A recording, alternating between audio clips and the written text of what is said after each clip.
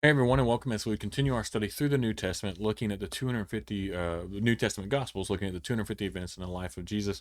And here we're going to be. This is Jesus before the council, or the council of religious leaders condemn Jesus, as we see here. We see them going through this process of going through the high priest. Now he's before the council. And so I'm going to read from Luke's account for this one. It goes into a little bit more detail than Matthew and Mark's account that we see here. And so Luke 22, starting verse 66, at daybreak, all the elders of the people assembled, including the leading priests and the teachers of religious law. Jesus was led before the high council, and they said, "Tell us, are you the Messiah?" But he replied, "If I tell you, you won't believe me, and if I ask you a question, you won't answer. But from now on, the Son of Man will be seated in the high place of power at the God's right hand." They all shouted, "So you are claiming to be the Son of God?" And he replied, "You say that I am." Again, he was invoking that "I am." "Why do we need any other witnesses?" said. We ourselves heard him say it. And so again, he said something very similar to what he said in front of Caiaphas. And so what we see happening here, and what we're going to continue to see happening with this, you have Matthew's account of this, and Mark's. And again, it's only two verses. So you have Matthew, 27. It says very early in the morning, the high priest and the elders met with plans of putting Jesus to death. Then they bound him and led him away to take him to Pilate, the Roman governor. And so that's part of that. As well. And then so that was the same thing we're going to see in Mark, right? Mark 15. Sorry, I want to take a little bit of time to go through these because the details are here. It says, very early in the morning, leading priests, the elders, and the teachers of the law, the entire council met to discuss the next steps. They bound Jesus, led him away, and took him to Pilate, to the Roman governor. And so you get the details of that meeting in Luke's account. And so what we see here, right, the Jewish leaders, they have arrested Jesus on theological grounds, which is blasphemy. But here's the thing, right? This charge would be thrown out by the Roman court. They're not going to kill someone for that. They don't care, right? It's not their religion.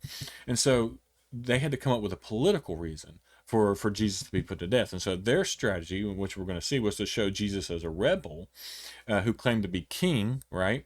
Because he's claiming to be the Messiah, and thus a threat to Caesar. And so that's how they're going to spin this.